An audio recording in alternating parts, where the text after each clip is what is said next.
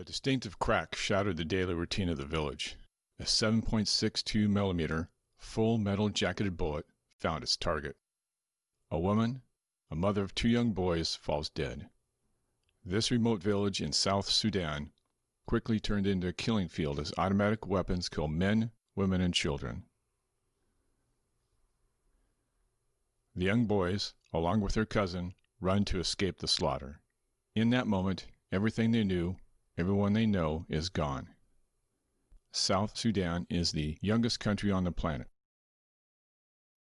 It was established in 2011 after decades of a bloody civil war between the Arab Muslims in the north and the black Christians of the south. The violence didn't end.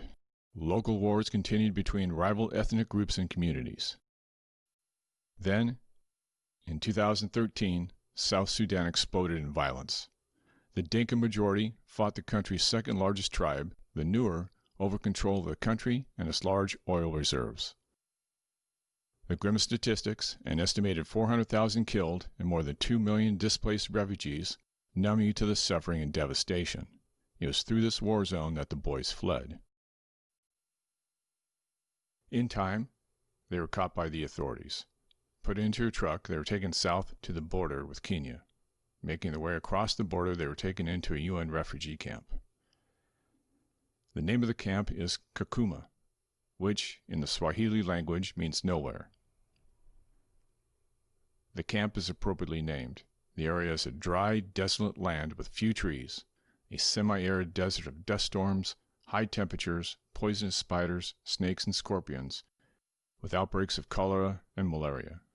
When the boys arrived, the camp's population exceeded 100,000, but it quickly grew from other refugees. Once admitted into the camp, refugees could not leave without a special travel pass. Conditions steadily grew worse. Overcrowding and food shortages caused by droughts made life hard for the boys. Yet the camp offered something not available to them before. Their parents never went to school, and they would have likely been the same had events not caused them to flee. Here at Kakuma, the boys got the opportunity to go to school. During these years at the camp, the boys completed their primary education. Test scores placed them in the top of their class. Education at the next level, high school, was not free. Forbidden to work, penniless, and unable to leave the camp, the boys' education stopped with little hope of continuing. They survived and waited in the dust and the heat. Escape from Kakuma came when they were accepted at Hopewell High School. Down a dirt road with no name is Hopewell. Surviving on charitable donations, Hopewell educates orphans and the very poor. Cinder block and tin roof construction, the classrooms contain aging wooden desks and little else. The boys did well, so well in fact that they can go on to university if given the chance. I came to Hopewell as part of a humanitarian team to set up a temporary dental clinic to serve Hopewell's students. Most of these children had never seen a dentist, and many were suffering. Our dentist and oral surgeon treated more than 250 children over several days. The pain that some of these kids were enduring can only be imagined. It was while I was at this clinic that I was introduced to these remarkable young men, and here's my interview with them. Now, are you all from the same? Yeah, this one is my younger brother. He's the one that followed me. Okay, so Moses and Bonnet, you're Yeah, we are brothers. This one is our cousin. Oh, okay, so you're all family. Yeah. Now, did y'all come from the same place in South We Sudan? came on the same side. Okay. Now, is it a big village? Is it a small village? It is a state. Oh, that's the state. Yeah. And then in Tonj, were you living in a village or in a farm, or where'd you come from?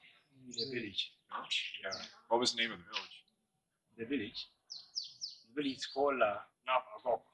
Now, is it a big or a small village? Or? It's a small village. It is just a county. It is very small. It is just a village. Just a village? But from It's there, not that big. It's just a small village. Do you still have family back there?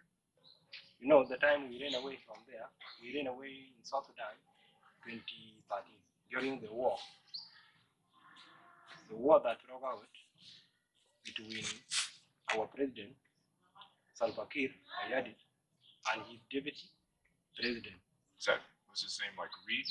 Yeah, Riek Machar. It was a political crisis. The political crisis broke out, and there was The war. there was a war between competing parties for the government. So communities just fight each other. They just kill each other. They attack each other. Then after that, they also involve recruiting. They recruit people by force. If someone refuses to go to the army, then they can just kill him. They would just kill you if you didn't join the army? Yeah. A lot of people died in that process. 1 million of people died. A million people died. Yeah, during that process.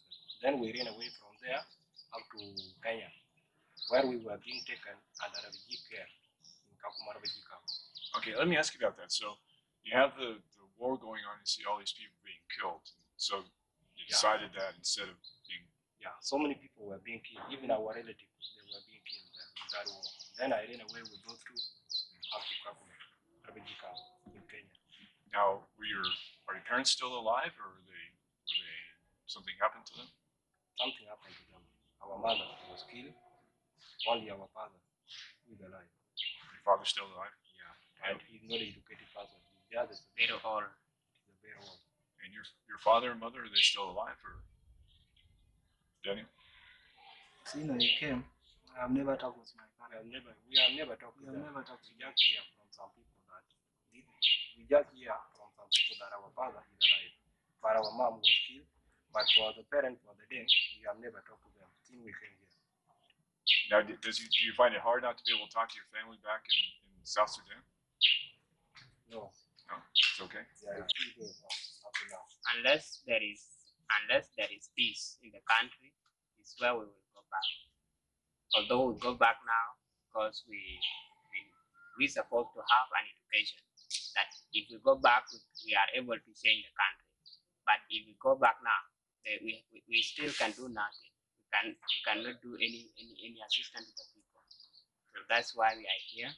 That we are just staying. We don't have any hope of going back because there's people the conflict that was there is still there. It is killing people. There's still that fighting is still going on. Yeah, it is still going on. Even my elder brother was killed last year. Wow. In that process, the one whom I follow. Was he killed because he wouldn't join? The man now has two ones. I and my brother. That's in the family. That's left, and then your father, who you don't see. Yeah. And Daniel, you're cousins. So now your family, your mother and father. Do you have any brothers or sisters? No, it was all my family. I do not know where they live, and I do not hear about whether they have been killed or not. It's just staying. We had never heard. We never heard what they are. Whether they are alive or not. We have never talked to them. Because people were just scattered. We scattered everywhere until we walked past our own ways. So from there, we never heard about people back in our country. So the three of you decided that to escape all that violence. Yeah. To come down to Kenya. Yes. What was it like in refugee camps? It was hard. It was hard because, so in fact, we were taken to school in primary. We studied until we finished primary there. So, and in high school, it has a school fee that has to be paid for you to continue the education. In that process, because we don't have any money to pay for as a school fee, we stay. So our education is not continuing as a stop. We don't have money to pay as a school fee. That is where this guy met with his friend and informed him about this school. Other than the violence, is it much different living here in Kenya than it was in South Sudan? Kenya, it is better than South Sudan. The war in South Sudan, it is just continuing. It is not stopping. Everywhere there is fighting. Everywhere. People are just fighting. There is Sudan. There is no stable fighting. It is just continuing.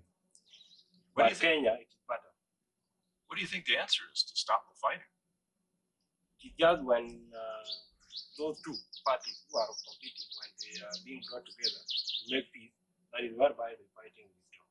If they don't bring them together to make peace, there will be no more. Keep killing and keep killing and keep killing. Keep on killing. That's hard. Also, education, where people are not educated, it is also affecting, because when you are not educated, you don't know anything in mind. You don't know what is this about. So, and if you are educated, then everyone is educated. You'll be able to know what is bad and what is good. You'll be able to have the heart of having peace with somebody else. So that's only also the challenge in the country. And if the two parties come together and agree on one thing that will promote the country, then there will be no war in the country. Perhaps they stop thinking about themselves and start thinking about more people. Another problem again, the number of people who is not educated, it is too high there. They just keep cattle. They keep livestock and they keep on fighting over those livestock. Some people, they can just group themselves, they go and attack another community and they take those cattle. So they raid each village or raid another. They raid each other. That is the only way that they are surviving. They are just surviving through that.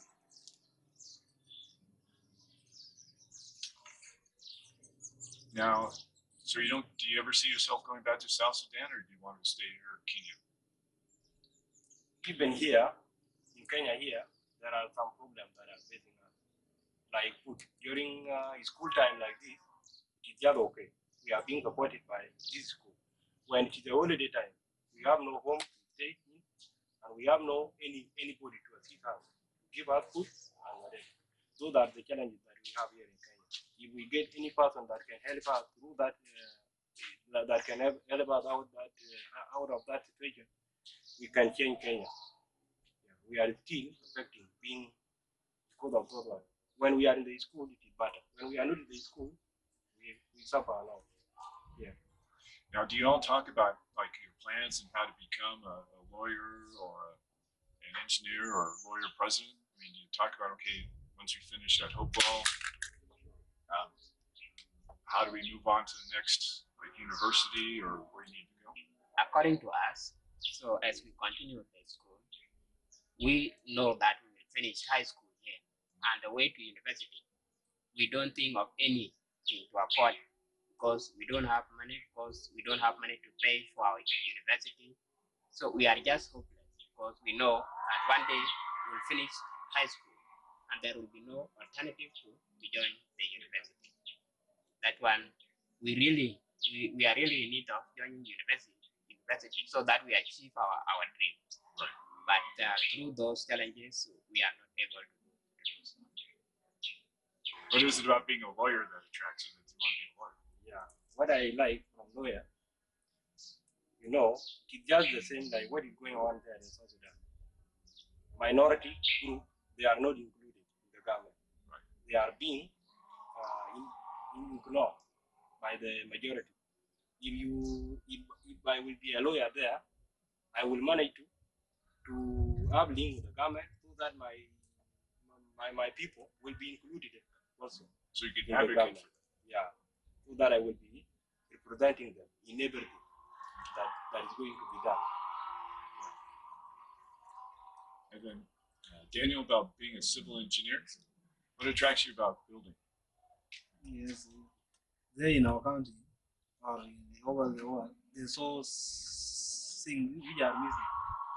For example, in terms of building, everything which is there, we are skilled out.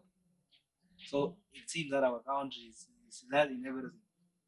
There's nothing that is going on which is good. So that is why we want to sacrifice ourselves. If we get something which can help us really to complete our school or to achieve our goal we are aiming for. So me, I just like engineering because I want to build some tall building there in our country so that it will seem like some area when I come to Kenya here, I really get attracted because they have now become together, they are doing things together, but yet in our country they are still maybe in something we call city, they can be bomb city. So these things they are not which are not good. That's why I just want to join them. Build a better more roads, better bridges for your people. And Bona, with history, lawyer, president, so you got more political ambitions? Okay, with my ambition, it is good. Togetherness is fairness. And if I would like to achieve this dream in order to treat each and everyone in the country or any part in the world fairly. And the fairness can bring people together. That is what I wanted to achieve. If you could go back and talk to the people in your village. So one thing we need to communicate to them is to tell them about the unity, how unity is, and how you can also be strong in heart to achieve what will bring people together. So that is what we can advise them to do. And I would think that just all the hardships and the work that you had to do to get here from South Sudan, those lessons, how could you teach, or what would you say to people back then about what you've learned by having to overcome those touch? Something that is really touching our lives, like the hardship we went through, it is very terrible. And something that we can just learn from it is just we need to be strong in whatever we pass through. Later, we would like to achieve what we need for the people in the world. That makes sense, right? Because you had to be strong to get from where you started to be here. Because every achievement is from hardship. Without passing through the hardship, you will not achieve what you need. You had to go a mile of distance so that you achieve what you have. You cannot say I'll achieve this just in a simple way. Maybe it is another way that is strengthening us, that is making us strong to achieve our goal. And we can never give up in whatever we are aiming for. In everything, even I bring to come into the Bible, even the time when God created the man, when the next thing God told the man, you will be sweat before you get whatever you want to satisfy yourself. So in this life we go through, it is hard. It is starting when we are very young, until now we have reached age which are is 18, 22, 21. So what just we are thinking for, if we get somebody who will assist us to continue with our education.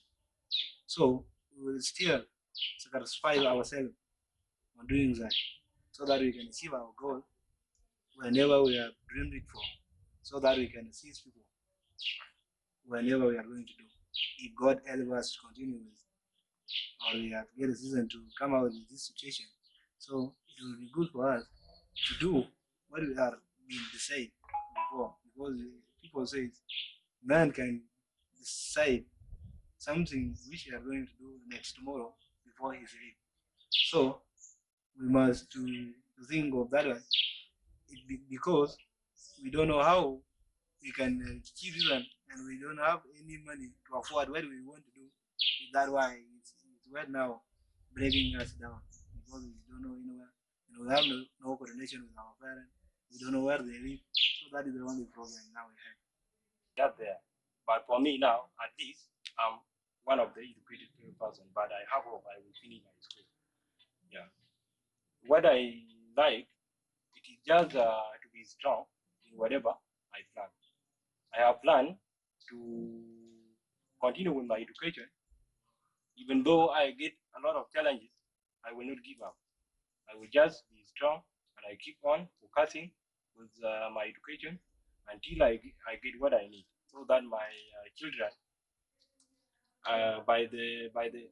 my children, they will never be suffering like the way I'm suffering now. They will be, at least they will get educated, and they will be able to interact with so many people. Like there in South Sudan, our parents, they are not even, they don't know any language. They know only one, which is mother tongue only.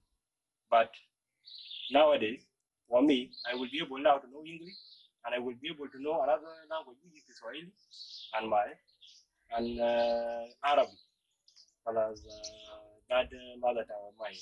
I will be able to know 4 languages. That is why I want to be very strong in everything, keep on focusing, so that I will get educated. Then I will be able to know what is good and what is right. What does it cost to go to university here? Okay. Do you know what it costs? What the price is? Yeah, the price of university here, it is too high. What is it? We don't know about it. We don't know about it. It depends with the grade that you got. If you have performed well, if you have grade A or B, you will be able to be held by the government. If you have C downward, it is your parent who can afford that one to take you to university, but not the government. But we don't know the cost. But even also, can they only help if you have A or B. They only help the Kenyan, the citizen of the Kenya. But the foreigner, those who come outside, even if you get A, you must pay for yourself. So from being from South Sudan, Yeah, from being from South Sudan, Tanzania, whenever outside Kenya, you must pay your own. so you could have straight A's and they won't help. Yeah, they won't help you if you are a foreigner. They can help you only citizen. Well, do you want to become Kenyan citizens or you want to stay South? No, stay Sudanese. Yeah, we want to stay here for this purpose of education. When we finish, we will just go back. Do you want to? Yeah, if the war is stopped there, If the country is stable, if the war is just continuing that way, we will not go back. We will just stay here. Yeah, be killed going back. There is no peace there. Okay, if you had to list 3 things that the school can do to be better, what would it be? 3.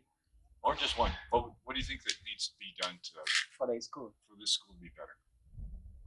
objectively, this school is a school of charity. So, and anything that it lacks is, especially the institution is in need of many things to do. Like around the school, the director of the school is in need of fencing the school with the wall, and that one because of the finance is not able to do it. It is just staying, and that is why he put that iron sheet at the wall. So another thing is the dome.